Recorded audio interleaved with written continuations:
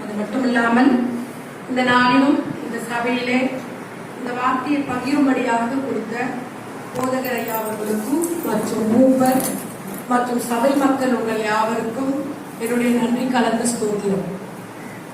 இந்த அண்ணாமலை செய்தி அப்படின்னு நான் கேள்விப்பட்டிருக்கேன், ஆனா இதுவரையும் இந்த ஊருக்கு வந்தது கிடையாது. இது ரொம்ப தூரமா இருக்குது. இருந்தாலும் நாங்களும் ரொம்ப தூரம் தான், காட்டூர் அந்த பகுதியில இருந்தா நாங்க வந்திருக்கோம். அதுவும் ரொம்ப தூரம் தான். ஆனா இவ்வளவு தூரத்துல வந்து ஒரு ஆலயத்தை எழுப்பி ஒரு ஆத்துமாக்களை வந்து உருவாக்குறதுன்றது வந்து ஒரு பெரிய விஷயம். நிச்சயமாகவே வந்து ஆண்டவர் வந்து சகோதரர்களுக்கு ரொம்ப கிருபியா இருக்காரு. உங்களை எல்லாம் பார்க்கும்போது ரொம்ப சந்தோஷமா இருக்கு. நீங்க எல்லாரும் நல்லா பாட்டு பாடுறீங்க, நல்லா விசுவாசமா ஜெபிக்கிறீங்க. உங்களுக்கு ஆண்டு வந்து அநேக தாளங்கள் கொடுத்துருக்காங்க. நிச்சயமாகவே ரொம்ப ரொம்ப சந்தோஷமா இருக்கு உங்களை பார்க்கறது. எடுத்தவர்கள் வாசிக்கலாம். யோவான் 15ஆம் அதிகாரம் 7ஆம் வசனம். யோவான்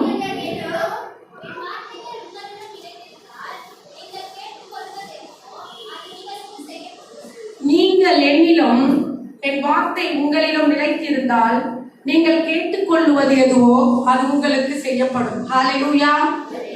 ஜெபிப்போம். என் அன்பு தகப்பனே, இந்த நேரத்திற்கு நம்மை துதிக்கிறோம், நம்மை ஸ்தோத்தரிக்கிறோம். இந்த நாளுக்காய் நன்றி செலுத்துகிறோம். எங்கள் அனைவரையும் இந்த இடத்தில் கூட்டியிருக்கிறீர், அதற்காக உங்களுக்கு ஸ்தோத்திரம் அப்பா. இதோ ஆண்டவரே, அடியாலை மறைத்து நீர் வெளிப்படும் ஒவ்வொரு வார்த்தையிலும் நீர் மகிமைப்படுவீராக. 15:7.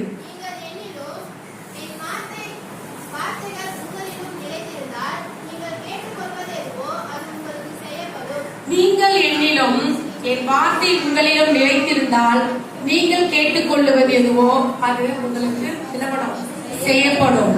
கிறிஸ்துவுக்குள் அன்பானவர்களே, அங்க என்ன சொல்லப்படுதுன்னா, நீங்கள் என்னிலும் என் வார்த்தை உங்களிலும் சொல்றாங்க. அதாவது கர்த்தருடைய வார்த்தை நமக்குள்ளாக இருக்கும் பொழுதுதான் நாம் தேவனுக்குள்ளாக இருப்போம். கர்த்தருடைய வார்த்தை நமக்குள்ள இல்லைன்னா நம்ம தேவனுக்குள்ளாக இருக்கவே முடியாது. அவருடைய வார்த்தை நமக்குள்ளாக இருக்க வேண்டும். அப்படியாக அந்த வார்த்தை நமக்குள்ளா இருக்கும் போது அந்த வார்த்தைக்குள்ளாக நம்ம என்ன பண்ணுவோம், அது மனதில வைத்து அந்த வார்த்தையின்படி நம்ம நடக்க ஆரம்பிப்போம். அப்படி நடக்க ஆரம்பிக்கும் போது நமக்குள்ள ஆண்டவர் வந்துருவார். அப்படி வரும்போது அவருக்குள்ளாக நம்ம நிலைத்திருப்போம். யாருக்கெல்லாம் ஆண்டவருக்குள்ள இருக்கணும்னு ஆசை, அதுக்காக நம்ம ஆலயத்துல கூடி இருக்கிறோம். எதுக்காக கூடி இருக்கிறோம்? ஆண்டவருக்குள்ளாக நம்ம இருக்கணும் அப்படின்னு சொல்லிட்டு தான். ஆண்டவருக்குள்ளாக நம்ம இருக்கணும்னா அவருடைய வார்த்தைகள் நமக்குள்ளாக இருக்கணும். சொல்லப்படுகிற ஒவ்வொரு வார்த்தையும் நாம கவனிக்கணும். வார்த்தை, ஆண்டவருடைய வார்த்தை போது அந்த வார்த்தை எங்க இருக்கிறதுன்னு பார்ப்போமானால் அந்த வார்த்தை வேதத்திலே இருக்கிறது. அந்த வார்த்தை வேதத்துல இருக்குது. வேதத்துல வந்து நம்ம டெய்லி வந்து அந்த வேதத்தை வாசிக்க வேண்டும். அந்த வார்த்தையில என்ன இருக்குன்னு பாத்தீங்கன்னா, எடுத்தவங்க வாசிங்க. யோவான் 1ஆம் அதிகாரம் 1ஆம் வசனம். ஆதியிலே வார்த்தை இருந்தது, அந்த வார்த்தை தேவனிடத்தில் இருந்தது, அந்த வார்த்தை தேவனாய் இருந்தது. ஹல்லேலூயா. இங்க என்ன சொல்லப்படுது பாத்தீங்கன்னா, அந்த வார்த்தை தான் தேவன். அந்த வார்த்தை தான் தேவன். அவர் சொல்ற ஒவ்வொரு வார்த்தையும் நம்ம வந்து நமக்குள்ளாக இருக்கும் பொழுது நாம் தேவனுக்குள்ளாக இருக்கிறோம் அப்படின்ற அர்த்தம். அப்ப அந்த வார்த்தையை வந்து நம்ம எப்படி ஆராய வேண்டும்? கிறிஸ்துவுக்குள் பிரியமானவர்களே, வேதத்தை தினமும் வாசிப்பவர்களாய் நாம் காணப்பட வேண்டும். வேதத்தை வாசிக்கணும். எப்படி வாசிக்கணும்? கர்த்தரின் மேய்ப்பரா இருக்கிறதா அந்த ஆச்சரியங்கள் இப்படி இல்லை, கூர்ந்து கவனிக்க வேண்டும். கர்த்தர் என் மேய்ப்பரா இருக்கிறார், நம்மள அவர் மேய்க்கிறார். அப்படி ஒவ்வொரு வார்த்தையிலும் நம்ம ஆராய்ந்து படிக்கிறவர்களாய் நாம் காணப்பட வேண்டும். அந்த வார்த்தைக்குள்ள போனோம், டெய்லி ஒரு அதிகாரம் படிக்கணும். அந்த அதிகாரத்துல என்ன, வேதத்துல என்ன வார்த்தை சொல்லப்பட்டு இருக்கிறது என்று கவனிக்கணும். அந்த வார்த்தையில என்ன அதிசயம் இருக்குது, அது கூட அவர் என்ன அற்புதம் செஞ்சாரு அப்படின்னு நம்ம கூர்மையாக வேதத்தில் உள்ள வார்த்தைகளை நம்ம கவனிச்சு படிக்கணும். அதன்படி நாம் வாழணும். கேட்டுட்டோம் ஒரு வார்த்தைய என்ன பண்ணணும், நீ பரிசுத்தமா இருக்கணும், அவ்வளவுதான். அவளை காதல வாங்கிட்டு காதல விட்டுறது கிடையாது. அந்த வார்த்தையை நாம் பிடித்து கொள்ள வேண்டும். அந்த வார்த்தையை நம்மளுடைய இருதயத்தில் ஏற்றுக்கொள்ள வேண்டும். அதை ஏற்றி அதன்படி நாம் வாழ வேண்டும். அந்த வார்த்தையின்படி நீங்க வாழ்ந்தால் மட்டும்தான் நீங்கள் தேவனோடு இருக்க முடியும். அந்த வார்த்தை உங்களுடைய இதயத்திலே இனிய செய்யவில்லை என்றால் நீங்கள் தேவனுக்குள்ளாக இருக்கவே முடியாது. அப்ப நீங்க வார்த்தைகளை நிறைய கேட்கணும், ஆலயத்துல சொல்லும் போது கேட்கணும், வேதத்தை படிக்கணும், உள்ள போகணும், வேதத்துக்குள்ளாக போய் ஆராயணும். அந்த வார்த்தைப்படி என்ன சொல்றாரு ஆண்டு சொல்லிட்டு ரொம்ப ஆர்வமா இருக்கணும். எப்படி தெரியுங்களா? அதாவது இது அண்ணாமலைச்சேரி. இந்த அண்ணாமலைச்சேரி வெளியே போயிட்டு இப்படி நின்னீங்கன்னா, அந்த ரோட்ல நின்னோம்னா இப்படி திரும்பினா இங்க இருக்கிற பில்டிங்ஸ் எல்லாம் தெரியும், இப்படி திரும்பினா இங்க இருக்கிற ஏரியா எல்லாம் தெரியும், இப்படி திரும்பினா இங்க என்னென்ன இருக்கான்னு தெரியும். இது 2 மாடிக்கு மேல போனீங்களா என்ன ஆகும்? 2 மாடிக்கு மேல போனீங்களா அண்ணாமலைச்சேரி ஃபுல்லாவே தெரியும், பக்கத்துல இருக்கிற ஊரும் தெரியும். அதே நீங்க ஒரு LIC பில்டிங் மேல போனீங்களா என்ன ஆகும்? அங்க இருக்கிற ஃபுல் சென்னையுமே தெரியும். அதுக்கு மேல ஹெலிகாப்டர்ல பறந்தீங்களா என்ன தெரியும்? தமிழ்நாட்டையே பார்க்க முடியும். அதுக்கும் இன்னும் உயரத்துக்கு போனீங்களா நம்மளுடைய இந்தியாவை பார்க்க முடியும். அதுக்கு மேல உயரத்துல போனீங்களா இந்த உலகத்தையே உங்களால காண முடியும். ஒரு உலகத்தை நம்ம அவ்வளவு தூரம் போயிட்டு எல்லாத்தையுமே அவ்வளோ கிளியரா போனோம். அப்ப இதெல்லாம் பார்க்கும்போது அவ்வளவு தூரமா போனோம்னா நீங்க கர்த்தருடைய வார்த்தையில் நிலைத்திருக்க வேண்டும் என்றால் கர்த்தருடைய வார்த்தைகளை கேட்பவர்களாய் இருக்க வேண்டும். கர்த்தர் அநேக வார்த்தைகளை சொல்லியிருக்கிறார். என்ன சொல்லியிருக்காரு? நிறைய வார்த்தை இருக்கு. அது எல்லாத்தையும் இந்த தினத்துல நம்மால ஆராய முடியாது. ஒரு சில வார்த்தைகளை மட்டும்தான் நம்ம என்ன பண்ண போறோம், இன்னைக்கு தியானிக்க போறோம். அது முதல் வார்த்தை என்னன்னு பாத்தீங்கன்னா ஜெபம். எப்பவுமே ஜெயம், ஜபம் இல்லாமல் நம்மால ஒண்ணுமே செய்ய முடியாது. ஆண்டவருக்கும் நமக்கும் இருக்கிற உறவே ஜபம் தான். ஜபத்தின் மூலமாகத்தான் நம் தேவனிடத்திலே பேசுகிறோம். ஜபத்தின் மூலமாக தான் நமக்கும் அவருக்கும் இருக்கிற உறவு மேம்படுகிறது.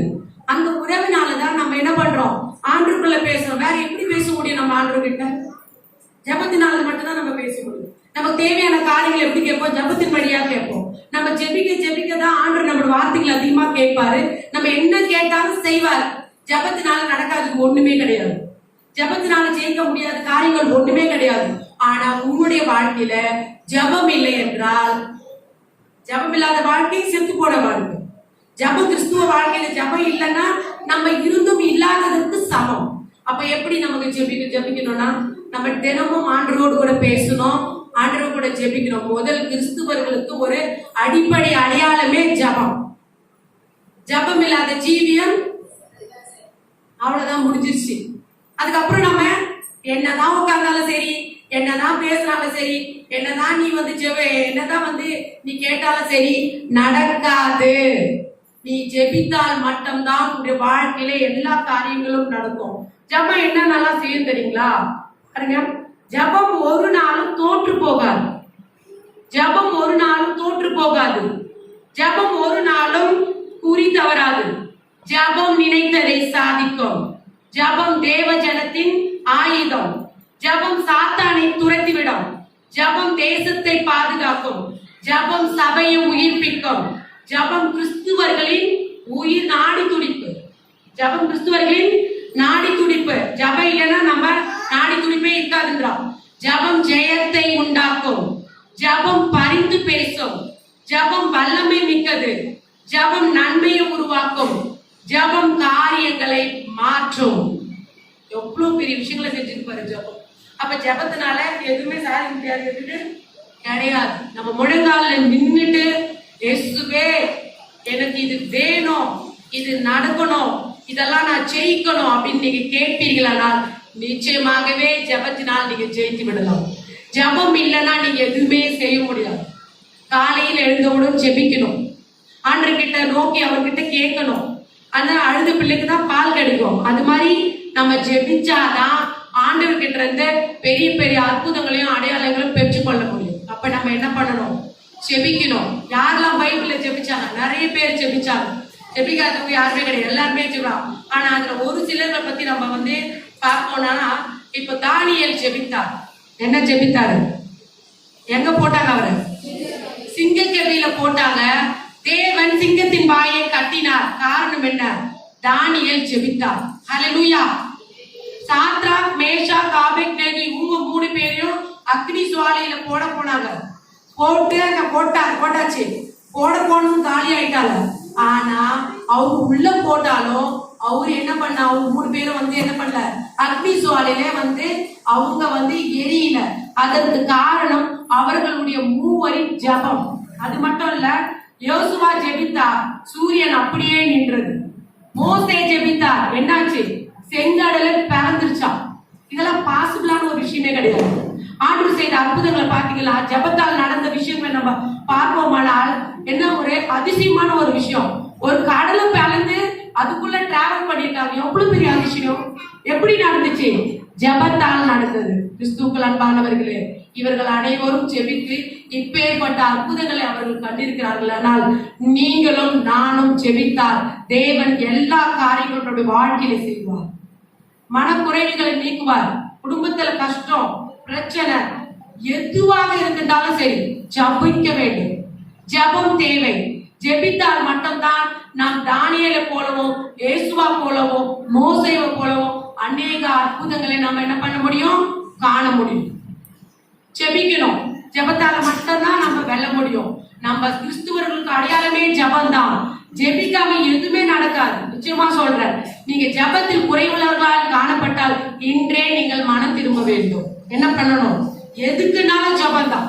எங்க போனாலும் ஜெபம், எங்க நின்னாலும் ஜெபம், எந்த காரியத்தை தொடங்கினாலும் ஜெபம். இப்படியாக நீங்க ஜெபிக்கும் போது நிச்சயமாகவே நீங்க என்ன பண்ண முடியும்? பெரிய ஜெயத்தை பெற்றுக்கொள்ள முடியும். அடுத்து நம்ம பார்க்கலாம்.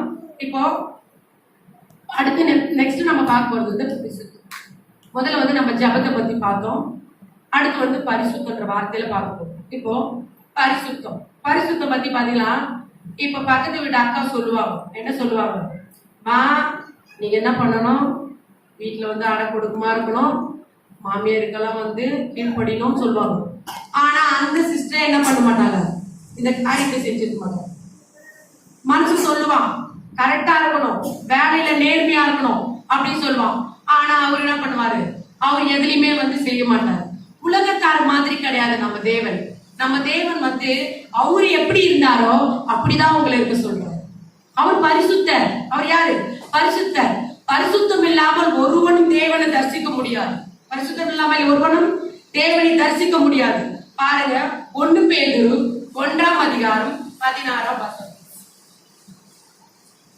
1 பேதுரு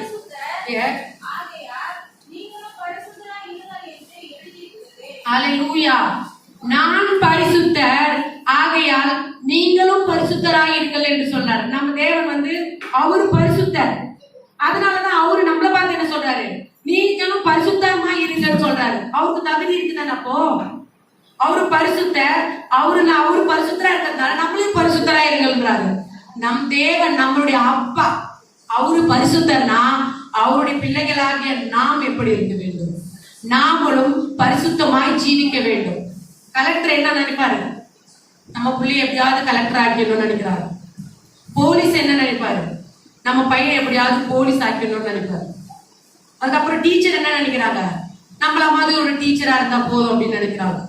திருடன் என்ன நினைப்பான்? நம்ம பையன் எப்படியாவது திருடனா இருந்தா போதும் நினைப்பானா? எப்படி நினைப்பான்? திருடன் என்ன நினைப்பான்? நான் மட்டும்தான் திருடணும், என் புள்ள திருடக்கூடாதுன்னு நினைப்பான். இதுல நினைப்பான் திருடன்.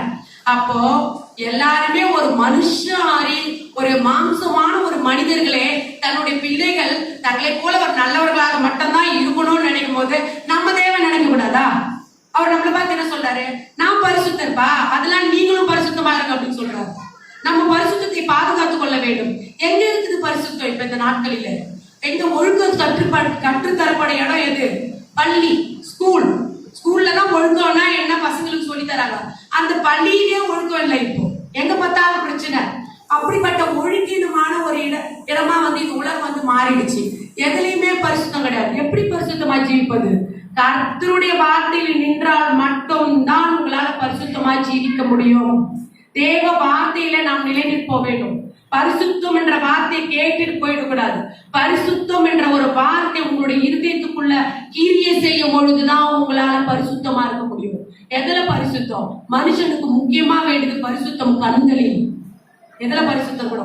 கண்களில் இருக்க வேண்டும். ஏன்னா கண்ணுதான் எல்லா பாவத்துக்கும் ஒரு முக்கியமான ஒரு ஆர்கன், முக்கியமான ஒரு உறுப்பு. கண்ணு பார்க்கும், மொபைல் எடுப்போம். இப்பெல்லாம் என்ன பண்ணிட்டாங்க, ஸ்கூல்ல வந்து இந்த கொரோனா பீரியட்னால மொபைல்லே லெசன்றாங்க. பசங்க என்ன பண்றாங்க, மொபைலை வச்சுட்டு உள்ள உட்காந்துட்டு இருக்காங்க.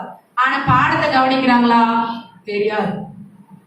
ஒரு மொபைல் இப்படி தள்ளனா நல்ல விஷயங்களும் கெட்ட விஷயங்களும் கலந்துதான் மொபைல்ல வருது. எத்தனை கண்கள் வந்து இது கெட்ட விஷயம், இதை பார்க்க கூடாதுன்னு சொல்லிட்டு தள்ளும். 195% நல்ல விஷயம் கெட்ட விஷயம் வரும்போது அந்த கெட்ட விஷயத்தில் என்ன இருக்கிறதுன்றதுதான் போவோம். ஆனா அந்த கெட்ட விஷயத்தையும் அது தள்ளி போடுதுன்னா அவர்கள் தான் பரிசுத்தவான்கள். அவர்கள் தான் பரிசுத்தவான்கள். அவர்கள் தான் பரிசுத்தமா ஜீவிக்கிறாங்க.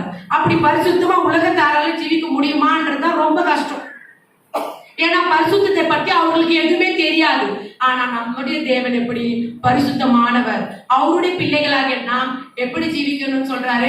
பரிசுத்தமா ஜீவிக்கணும்னு சொல்றாரு. இப்ப பரிசுத்த பத்தி எடுத்தோம்னா யோசுவா பத்தி உங்களுக்கு தெரியும்.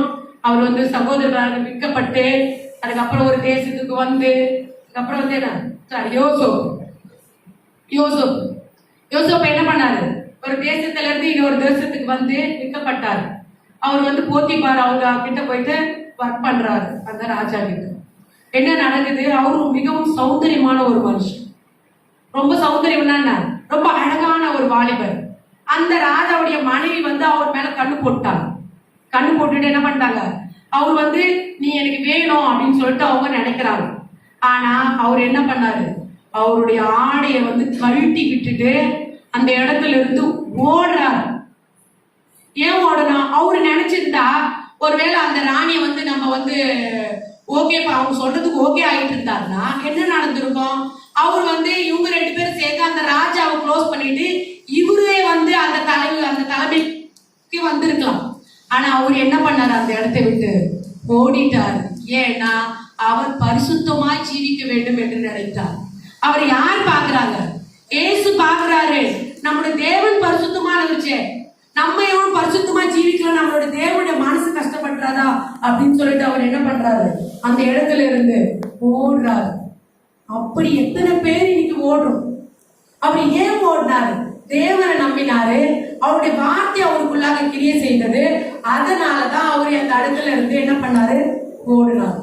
அப்படியா நம் பாவங்களை பார்த்து என்ன பண்ணோம், ஓடணும். நம்மள மனுஷங்க தான். நம்மள யாரு? மனுஷங்க தான். ஒருவேளை நீங்கள் தவறு செய்தாலும் அடுத்த தடவை அந்த தவறு செய்யாதபடி தேவனுடைய வார்த்தை உங்களுக்காக கிரியை செஞ்சுக்கிட்டே இருக்கணும். அந்த வார்த்தையின்படி நம்ம நடக்கணும். பரிசுத்தம், அவ்வளவுதான். பரிசுத்தம் இந்த வாரம் கேட்டோம். ஒரு சிஸ்டர் வந்தாங்க, பரிசுத்த பத்தி பேசினாங்க. அவ்வளவுதான், முடிஞ்சது. பரிசுத்தம் என்ன? அந்த இருதயத்திலே கொழுந்து விட்டு எரிய வேண்டும். அப்படி எரிஞ்சிட்டே இருக்கணும், அணிஞ்சிடக்கூடாது. அது அணிஞ்சிருச்சனா நம்மளோட பரிசுத்தம் இருக்காது. அப்போ அது அணியாம இருக்கணும்னா பரிசுத்தம் என்ற வார்த்தை நமக்குள்ளாக கிரியை செஞ்சுக்கிட்டே இருக்கும். நமக்குள்ள என்ன பண்ணணும்? கிரியை செஞ்சுக்கிட்டே இருக்கணும். கிரியை செஞ்சா மட்டும்தான் நம்ம அந்த பாவத்தில் இருந்து நம்ம என்ன பண்ண முடியும், விலகி ஓட முடியும். நாம் விலகி ஓட வேண்டும் என்றால் என்ன பண்ணணும், அந்த பரிசுத்தன்ற வார்த்தையிலிருந்து நம்ம நகரக்கூடாது. எதுல பரிசுத்தம் வேணும்? கண்களிலே பரிசுத்தம் வேண்டும், கைகளிலே பரிசுத்தம் வேணும், அப்புறம் காதுல பரிசுத்தம் வேணும், வாயில பரிசுத்தம் வேணும், உடலிலே பரிசுத்தம் வேணும். பரிசுத்தம்ன்றது நம்மளுடைய உடல் முழுவதும் காணப்பட வேண்டும். எல்லா ரத்தத்திலும் செல்லிலும் கலந்து இருக்கணும் பரிசுத்தம். அப்படி இருந்தால் மட்டும்தான் நம்மளால பரிசுத்தமா ஜீவிக்க முடியும். ஆண்டவர் ஆண்டவர் வந்து பைபிள்ல வந்து பேட் வேர்ட்ஸ் பேசினாரு அப்படின்னு கத்துக்கா. அவர் பரிசுத்தர். அவர் கண்ணுல ஏதாவது பாவம் செஞ்சாரா? கையால ஏதாவது பாவம் செஞ்சாரா? அப்பேற்பட்ட தகப்பனுடைய பிள்ளைகள் நாம் எப்படி இருக்கணும்? நம்மளும் அப்படிதான் இருக்கணும். ஒரு வார்த்தை வெளியே வருதுன்னா யோசிக்கணும். என்ன யோசிக்கணும்? பேட் வேர்ட்ஸ் வருது வாயில, நம்ம சுத்தி இருக்கிறவங்க பேசுறாங்க, அவங்க பேசுவாங்க. ஆண்டவர் அறியாதவங்க, அவங்க அப்பா பரிசுத்தர் கிடையாது. ஆனா நம்ம அப்பா யாரு? பரிசுத்தர். நம்ம என்ன பண்ணோம்? வரும்போதே உள்ள அனுப்பிடணும். அந்த வேர்டு என்ன பண்ணிடணும்? உள்ள போனோம். வராத யாரு இருக்காய உள்ள? பரிசுத்தமான தேவன் இருக்கிறார். நான் யாரு? பரிசுத்தமான தகப்பனுடைய பிள்ளை. நான் பரிசுத்தமா இருக்கணும் அப்படின்னு ஒரு நினைப்பு வரணும். வெளியே வந்து ஊருக்காரங்க பேசுவாங்க, அவங்க கெட்ட காரியங்களை பேசுவாங்க. நடக்கிற காரியமாவே இருந்துட்டு போட்டோம், அது நமக்கு தேவையில்லை. நம்ம காதுல பரிசுத்தமான வார்த்தைகளை மட்டும்தான் கேட்கணும்னா நம் காதை பொற்றிக் கொள்ள வேண்டும். கேட்கும் போதே அந்த இடத்தை விட்டு எப்படி வந்து யோசேப்பு ஓடினாரோ அந்த மாதிரி நம்ம அந்த கெட்ட வார்த்தைகளுக்கும் அந்த ஊர் கதைகளுக்கும் ஓடிடும். கைகளிலே பரிசுத்தம். கையில என்ன பரிசுத்தம்? எல்லா விதத்திலையும் பரிசுத்தமா இருக்கும் நம்ம கை. நம்ம காலு நல்ல இடங்களுக்கு மட்டுமே செல்ல வேண்டும். நல்ல சரியான இடத்துக்கு செல்ல வேண்டும். தவறான ஒரு இடத்துக்கு நம்ம கால்கள் செல்லுமானால் உடனே உள்ள கிரியை செய்யணும். என்ன செய்யணும்? தேவனுடைய வார்த்தை பரிசுத்தம் பரிசுத்தம் அப்படின்ட்டு என்ன பண்ணும்? கிரியை செய்யணும். ஒரு பொருள் வந்து ஏதாவது மற்ற பொருள் இருக்கும், நமக்கு தேவைப்படலாம். அந்த பொருள் வந்து இருக்குன்னா இப்படி எடுத்து என்ன பண்ணும்? எடுத்து இப்படி எடுக்கும் போதே சரி நமக்கு தேவைப்படுமா இந்த பொருள் அப்படின்னு யோசிக்கும் போதே கர்த்தர் உள்ள பேசுவார். என்ன பேசுவாரு? இது உன்னுடையதல்ல அப்படி அவர் பேசணும்னா அப்ப என்ன நடக்கணும்? உனக்குள்ள அவருடைய வார்த்தை இருக்கும். அவருடைய வார்த்தை இல்லைன்னா அதை எடுத்து நம்ம பேக்ல போட்டுருவோம்.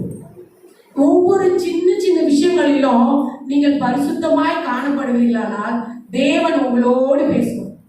தேவன் என்ன பண்ணுவார்? உங்களோட பேசுவார்.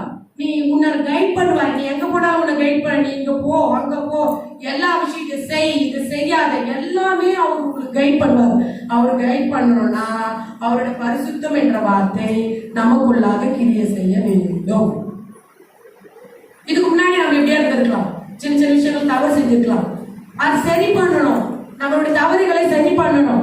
எதை வச்சு சரி பண்ணணும்? பரிசுத்தம் என்ற தேவனுடைய வார்த்தையை வைத்து ஒவ்வொரு காரியங்களும் நம்ம பரிசுத்தம் பண்ணணும். அப்படி இருந்து பாருங்களேன், சந்தோஷமா இருக்கும். நம்ம தேவனுக்குள்ளாக இப்படி மாறிட்டுமே, நம்ம தேவனுக்கு வந்து நம்ம தேவனுடைய வார்த்தை கேட்டு இப்படி நடக்கிறமே அப்படின்னு சொல்லிட்டு ஒவ்வொரு விஷயத்திலும் உங்களுக்கு சந்தோஷமா இருக்கும். தேவன் உங்களோடு பேசுறத நீங்க நிச்சயமாகவே வந்து கண்டுபிடிப்பீங்க. கண்டிப்பா உணர்வீங்க, ஆண்டு என்னோடு பேசுற. அப்ப ஆண்டு உங்களுக்குள்ளாக இருக்கிறது உங்களுக்கு தெரிஞ்சிடும். அப்படி தெரியும் போது அப்படி மன சந்தோஷம். எவ்வளவு பெரிய துக்கமா வரட்டும், எவ்வளவு பெரிய பாடா வரட்டும், என்ன பிரச்சனையா இருந்தாலும் சரி, நம்ம சாதாரணமாவே எப்படி இருப்போம்? தேவ வார்த்தை நமக்குள்ள இருக்காது. தேவ வார்த்தை நமக்குள்ள இல்லைன்னு வச்சுங்களேன், டென்ஷன் ஆகும். சீக்கிரமா கோவப்பட்டு என்ன பண்ணுவோம்? தவறான வார்த்தையில பேசிடுவோம், ஒருத்தரை அடிச்சிருவோம், ஒருத்தரை வெட்டிடுவோம், எப்படி வேணாலும் பண்ணிடுவோம். ஆனா தேவனுடைய வார்த்தை இருந்தா என்ன நடந்தாலும் சரி சாதாரணமாவே என்ன பிரச்சனை, வீட்டுல குடும்பத்துல பிரச்சனை வந்தாலும் சரி, கணவன் அடிச்சாலும் சரி, எப்படி இருப்பீங்க? அந்த கவலை உங்களுடைய முகத்திலே தெரியாது. எப்படி இருப்பீங்க? சாதாரணமா இருக்கும். ஒரு சின்ன விஷயத்தை கண்டு பதற மாட்டீங்க, ஒரு சின்ன விஷயத்தை கண்டு டென்ஷன் ஆக மாட்டீங்க, கோவப்பட மாட்டீங்க. எப்பவுமே சாதாரணமாவே இருப்பீங்க. தேவனுடைய சாயல் உங்களுக்குள்ளாக வரும். தேவனுடைய சாயல் உங்களுக்குள்ளாக வரும். பார்க்கறதுலே டிஃபரெண்ட் தெரியும். எல்லாரும் ஒரு மாதிரி இருக்காங்க, இந்த சகோதரர் மட்டும் ஒரு மாதிரி இருக்காரு. எப்படி ஒரு மாதிரியா இருக்காரு? தேவனுடைய வார்த்தை உங்களுக்குள்ளாக கிரியை செய்யும். இப்படியாய் நாம் பரிசுத்தமாய் ஜீவிப்போமானால் நிச்சயமாகவே என்ன பண்ணும்? நம்முடைய ஏசப்பா நம்முடைய ரொம்ப விரும்ப ஆரம்பிச்சுவாரு, நமக்குள்ள வர ஆரம்பிச்சுவாரு. அடுத்து மத்தேயு 5ஆம் அதிகாரம் 8ஆம் வசனம். மத்தேயு 5ஆம் அதிகாரம்.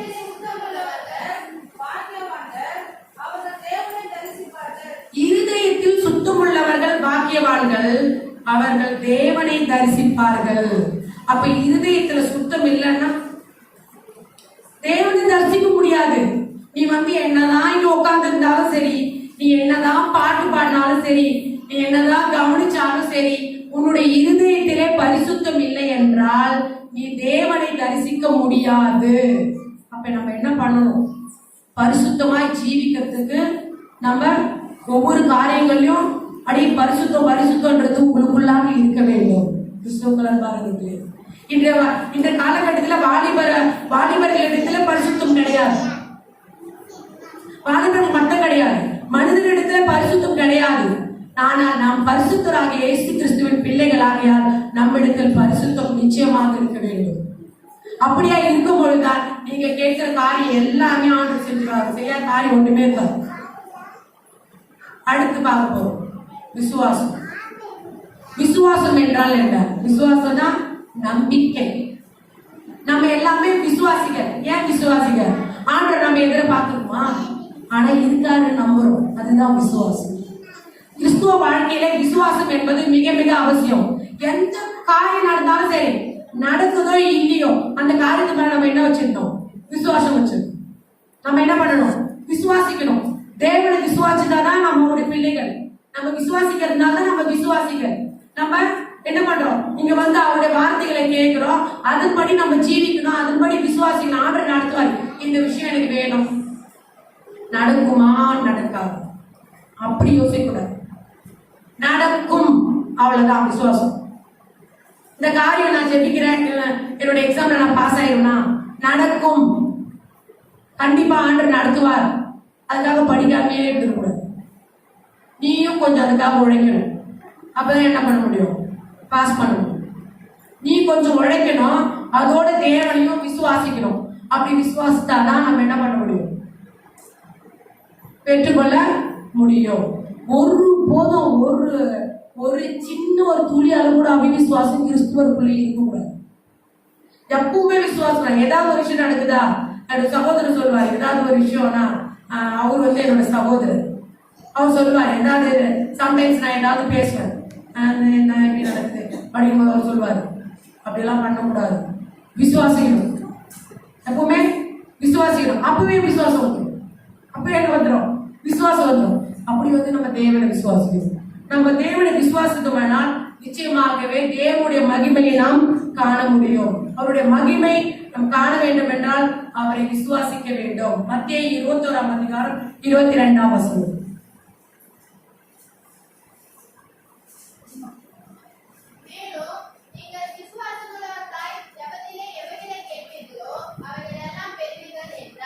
நீங்கள் விசுவாசம் உள்ளவர்களாய் ஜெபத்திலே எவைகளை கேட்பீர்களோ அவைகளை எல்லாம் பெறுவீர்கள். நீங்க என்ன பண்ணணும்? விசுவாசமா ஜெபிக்கணும். விசுவாசத்தோடு ஜெபிச்சாதான் நீங்க வந்து பெற்றுக்கொள்ள முடியும். இப்ப பாத்தீங்கன்னா ஆபிரகாம், விசுவாசத்தின் தந்தை ஆபிரகாம் கதை உங்களுக்கு எல்லாருக்கும் தெரியும். அவருக்கு எத்தனை வயசுல குழந்தை பிறந்தது எல்லாமே அநேக காரியங்கள்ல வந்து என்ன பண்ணிருப்பாங்க, ஆலயத்துல அதை சொல்லியிருப்பாங்க. உங்களுக்கு அதை விட வந்து சிம்பிளான ஒரு விஷயம் சொல்ல ஆசைப்படுறேன். பெரும்பாடுள்ள ஸ்திரீ தெரியும் உங்களுக்கு. பெரும்பாடுள்ள ஸ்திரீ, அந்த ஸ்திரீயிடத்தில் இருக்கிற அந்த விசுவாசத்தை பார்க்கும்போது உண்மையாவே ஒரு மலைப்பார்ப்பு எழுது. எப்படின்னா, இப்ப எல்லாருக்குமே லேடிஸ்க்கு அந்த மாதிரி ப்ராப்ளம் வந்துருச்சு. எல்லாம் டாக்டர் கிட்ட போறோம், டேப்லெட் வாங்குறோம், எல்லாம் அப்படின்னா அப்ப கூட சரியாக மாட்டேங்குது. ஆனா அந்த பெரும்பாடுள்ள ஸ்திரீ என்ன நினைச்சா தெரியுமா? நம்ம ஆண்டவர் கிட்ட போயிட்டு என்ன நினைச்சானா, ஆண்டவர் கிட்ட போயிட்டு அவர் மேல கை வைப்பாரு, அவரு நமக்காக ஜெபிப்பாரு, அவருக்கு நம்ம டேப்லெட் கொடுப்பாரு, அவர் வந்து ஸ்கேன் பண்ணுவாரு அப்படின்னு அவ போனா. எப்படி போனா? அவருடைய வஸ்திரத்தின் ஓரத்துக்கு தொட்டுறாங்க, நமக்கு சுகமாயிடும். இதான் வஸ்திரம். இந்த ஓரத்துக்கு டச் பண்ணிட்டா நமக்கு சுகமாயிடும் சொல்லிட்டு விசுவாசத்தா. எவ்வளவு பெரிய விசுவாசம் அது! ஒரு ஓரத்தில் சரி, ஓரத்துல போயிட்டு டச் பண்ணா எப்படியா சரியாயிடுமா? டேப்லெட் போடணும், டாக்டர் கவனிக்கணும், ஸ்கேன் எடுக்கணும், எதுவுமே அங்க நடக்கல. விசுவாசித்தால் அவள் என்ன பண்ணிட்டா? குணமடைந்தார். அப்பேற்பட்ட விசுவாசம் நமக்குள்ளாக இருக்க வேண்டும். பர்திமேயு கூட உட்கார்ந்துட்டு இருந்தார் ஓரமா. ஏசப்பாரான்னு தெரிஞ்சிருச்சு. அவரு பார்க்கல, அவரு பார்க்கல, கேள்விப்பட்டிருப்பார் அவர் அதிசயமாலாம் செய்யறாருன்னு சொல்லி.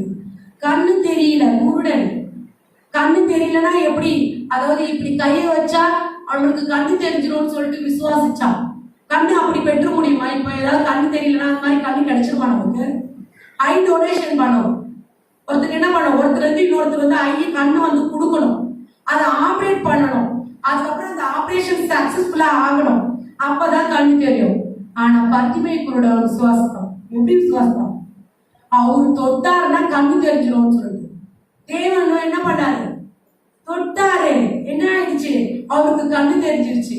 இப்படிப்பட்ட விசுவாசம் தான் அருமையான தேவ பிள்ளைகளை நமக்குள்ளாக இருக்க வேண்டும். அப்படி இப்படி செஞ்சா நடந்துரும். அவன் ஏதோ ஒரு விஷயம் இந்த மாதிரி ஒரு விஷயம் நடக்க போகுதுப்பா, ஆண்டவர் செய்வார், அவ்வளவுதான். இந்த மாதிரி ஒரு திருமணத்துக்காக நாங்க வந்து பணத்துக்காக அலையிறோம், உடனே உள்ளுக்குள்ள வந்து சொல்லணும், என்ன சொன்னோம், கர்த்தர் நடத்துவார். இப்படியாய் நாம் விசுவாசிக்கும் போதுதான் நம்மளோட வாழ்க்கையில எல்லா காரியங்களும் நம்ம பெற்றுக்கொள்ள முடியும். விசுவாசம் வேணும். விசுவாசிதான் ஒவ்வொரு விஷயத்திலும் விசுவாசம் வேணும். எல்லாம் இப்ப சொல்லுவாங்க பி பாசிட்டிவ் அப்படி சொல்லுவாங்க. அதுதான் இது, வேற ஒண்ணும் இல்லை. பி பாசிட்டிவ் நல்லதே நடக்கும் அப்படின்றாங்க. அதுதான் நம்மளுடைய விசுவாசம். நமக்கு வந்து இந்த விசுவாசன்ற வேர்டு வந்து உலகத்தார் மக்களுக்கு தெரியாது. விசுவாசன்ற வேர்டு உலகத்தாருக்கு தெரியாது. ஆனா நமக்கு விசுவாசன்ற வேர்டு தெரியுது. விசுவாசம்னா நம்பிக்கைன்னு தெரியுது. அந்த நம்பிக்கையை வச்சு பைபிள்ல வந்து ஆபிரகாம பர்த்திமேயுவோட இன்னும் அநேக பேர் வந்து விசுவாசத்தினால என்ன பண்ணாங்க, அநேக காரியங்களை பெற்றுக்கொண்டாங்கன்னு நமக்கு தெரியும். அப்ப அவர்களை விட நம்ம எப்படி விசுவாசிக்கணும், நம்ம அந்த ஸ்திரீயை போல, பெரும்பாலும் உள்ள ஸ்திரீயை போல நம்ம என்ன பண்ணுவோம், விசுவாசிக்கணும். அந்த விசுவாசம் தான் நமக்குள்ள இருக்கும். அந்த விசுவாசம் நமக்குள்ள இருந்தா அவ்வளவுதான். இந்த மாதிரி விசுவாசம், பரிசுத்தம் இதெல்லாம் நமக்குள்ள இருப்போமானால் தேவனுடைய சாயல் நமக்குள்ள வரும்.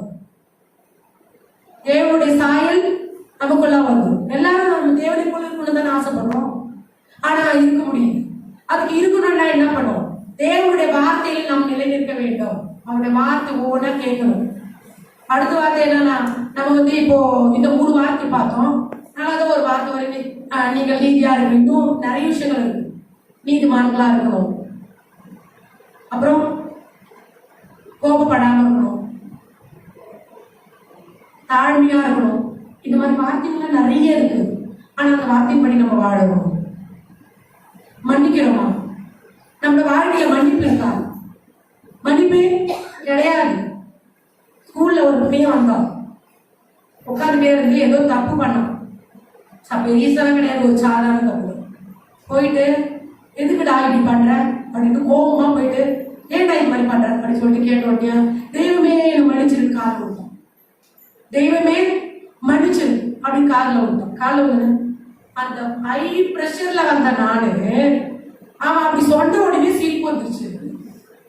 போடா ஏன்டா இப்படி பண்றாடி விட்டேன். அப்போ ஒரு மனுஷி நானே ஒரு தவறு செய்யும் போதோ அவன் என்கிட்ட வந்து இது மாதிரி நடத்துக்கும் போதோ அப்படியே வந்து அந்த கோபம் போயிருக்குன்னா நம்ம தேவனிடத்துல கேட்கிறோம்னா எப்படி மன்னிப்பாரு? அவர் மன்னிக்கலைன்னா நம்ம இங்க இருக்க முடியுமா? அவர் மன்னிக்கல, நம்ம யோசிச்சு பார்ப்போம். நம்ம வாழ்க்கையில் அநேக தவறுகள் நம்ம பண்ணியிருப்போம். அவங்க கிட்ட மன்னிப்பு கேட்கலன்னா, அவர் மன்னிக்கலன்னா அவர் மன்னிக்கவே மாட்டாரு. அவர் வீம்புக்காரர். நம்ம தேவன் வீம்புக்காரர். நீ என்ன பண்ணாலும் மன்னிக்க மாட்டாரு. அப்படின்னா இந்த காலத்துல வந்து சபை உருவாக்குமா இல்ல இவ்வளவு ஆத்மாக்கள் தான் உருவாக்குமா? அவர் மன்னிக்கிற தேவன். நீங்களும் என்ன பண்ணணும்? மன்னிக்கணும். நீங்களும் மன்னிக்கணும்.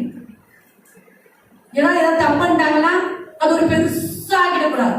குடும்பத்துல நம்ம தேவன் நமக்குள்ளாக கிரியை செய்யும் போது, ஒரு தப்பு செய்யும் போது கூட சரி செஞ்சுட்டியா, இனிமேல் செய்யாது போ அப்படி சொல்லிட்டு நம்ம மன்னிக்கிறவர்களாய் காணப்பட வேண்டும். அந்த மன்னிப்பு என்ற வார்த்தை நமக்குள்ளாக இருக்கும் பொழுதுதான் நாம் தேவனுக்குள்ளாக இருக்கின்றோம். இப்படியா அநேக வார்த்தைகள் இருக்கு. நீதிமான்களா இருக்கிறோம். எப்படி இருக்கிறோம்? நீதிமான்கள். அவரு நீதிமான், அதெல்லாம் நம்மளும் நீதிமான்களா இருக்கிறாரு. எப்படி நீதிமான்களா இருப்போம்? அந்த வேலை, அந்த வார்த்தை நமக்குள்ள கிரியை செய்யும் போது தான் நம்ம நீதிமான்களா நடந்துக்கிறதுக்கு ட்ரை பண்ணணும். நீதியா இருக்கணும் எல்லா காரியத்திலுமே. அது எப்பேற்பட்ட சூழ்நிலை வந்தாலும் சரி, அந்த நீதி தவறாதவர்களாய் நம்ம காணப்பட வேண்டும். நம்ம நீதியா இருக்கும் போது என்ன நடக்கும்? நம்ம பிள்ளைங்க நம்மளை பார்ப்பாங்க. எங்க அப்பா பொய்யே சொல்ல மாட்டாரு, எங்க அம்மா பொய்யே சொல்ல மாட்டாங்க, எங்க அம்மா எல்லாமே கரெக்டா பண்ணுவாங்க. எங்க அப்பா எல்லாமே பர்ஃபெக்டா பண்ணுவார் அப்படின்னும் போது அந்த பிள்ளைகள் நம்மகிட்ட இருந்து அந்த குணாதிசயங்களை கற்றுக்கொள்றாங்களா இல்லையா? நம்ம எப்படி இருக்கிறோமோ அப்படிதான் நம்மளுடைய பிள்ளைகள் நம்மளை பார்த்து வளருவாங்க. ஒரு குழந்தை வந்து ஒரு வீட்டுல இருந்து வெளியே வந்துருச்சு, வெளியே வந்து ஏதோ ஒரு விஷயம் தப்பு பண்ணிடுச்சு, உடனே என்ன பண்ணுவாங்க? வளர்ப்பு சரியில்லை, வளர்ப்பு சரியில்லை. அப்படித்தானே நம்ம வெளியே போகும்போது இவங்க கிறிஸ்துவ வாழ்க்கைக்கு சரியில்லைன்னு சொல்லுவாங்க. அப்ப நம்ம எப்படி ஜீவிக்கணும்? நம்ம பிள்ளைகள் வந்து தப்பு செஞ்சா அப்பா அம்மா வந்து இப்படி இருக்கிறாங்க, அவங்க சரியா போதிக்கல, அந்த குழந்தைய சரியா வளர்க்கல அப்படின்னு சொல்லிட்டு வெளி உலகத்தார் வந்து சொல்லும் போது நம்ம அந்த குடும்பத்துல அந்த பேரண்ட்ஸ் தான் வந்து நம்ம தப்பு கவனிக்கணும். ஆனா இந்த பையன் சூப்பரா இருக்கா, அப்பா அவங்க அப்பா அம்மா சூப்பர்ப்பா அப்படின்னு சொல்றாங்க. அதே மாதிரி நம்ம அப்பா சூப்பரா இருக்காரு, நம்ம எப்படி இருக்கிறோம்? நம்மளும் சூப்பரா தான் இருக்கும். நம்முடைய ஒவ்வொரு காரியங்களிலும் நம் தேவனை முன்வைத்து அவருடைய வசனங்களையும் அவருடைய வார்த்தையிலும் நம்முடைய இருதயத்தை நம்ம வந்து வாழ ஆரம்பிக்க ஆரம்பிக்க ஆரம்பிக்க நம்ம தேவ வார்த்தைக்குள்ளாக நம்ம போயிட்டே இருப்போம். நம்மளால யாராலையும் அசைக்க முடியாது. நம்ம வாழ்க்கையில துன்பங்கள் வரும், பாடுகள் வரும், எல்லாமே வரும். அப்படின்னு வந்தா கூட நம்ம சாதாரணமா இருப்போம், உடஞ்சிட மாட்டோம், நம்ம ஸ்ட்ராங்கா நிற்போம். நடக்கிறது நடக்கும், தேவகிருபையால் நடக்குது அப்படின்னு நம்ம என்ன பண்ணுவோம்? நம்ம விடுதலை ஏற்றுக்கொண்டு அடுத்து வேற என்ன வேலை அப்படின்னு சொல்லிட்டு பார்ப்போமே தவிர அந்த காரியத்திலேயே வந்து அப்படியே சோர்ந்து போயிடுவேன். ஃபெயில் ஆயிட்டான பையன் என்ன பண்ணுவோம்? ஃபெயில் ஆயிட்ட பையன் என்ன பண்ணுவோம்? சொல்லல பார்த்தீங்களா? ஏன்னா பையன் எதுவுமே பண்ண மாட்டாங்க, ஜாலியாக தான் இருப்பாங்க. பொண்ணுங்க என்ன பண்ணுவோம்? அப்படியே மூலியில உட்காந்து கத்துக்க கத்துருங்க அழுங்க அப்படி உயிரை போற மாதிரி கத்துங்க. அப்படித்தானே இருப்பீங்களா? அப்படி எந்த காரியம் இருந்தாலும் ஓகே இந்த ஃபெயில் ஆயிடும், அடுத்த நம்ம பாஸ் ஆயிடும், நீ விசுவாசிக்கணும், அவ்வளவுதான், வேற ஒண்ணு.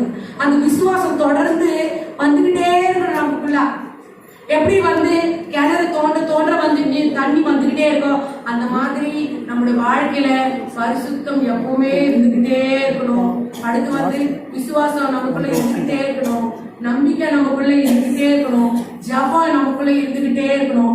இப்படியா தொடர்ந்து நமக்குள்ள எல்லாம் இருக்க இருக்க இருக்க இருக்க நம் தேவனுக்குள்ளாக போகும்.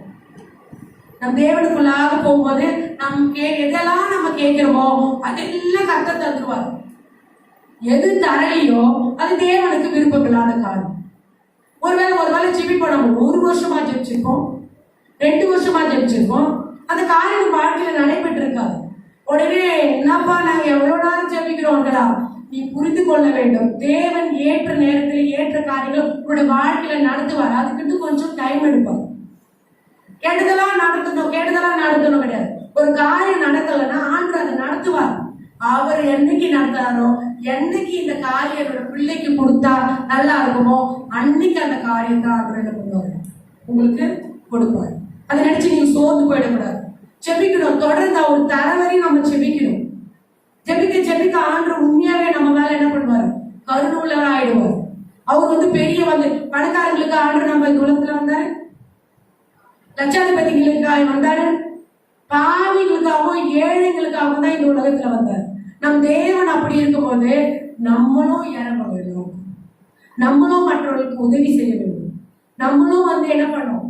மற்றவங்க ஏதாவது ஒரு காரியம் செஞ்சுட்டாலும் மன்னிச்சிடணும், அவங்க ஏதாவது ஒரு ஹெல்ப் கேட்டா செய்யணும்.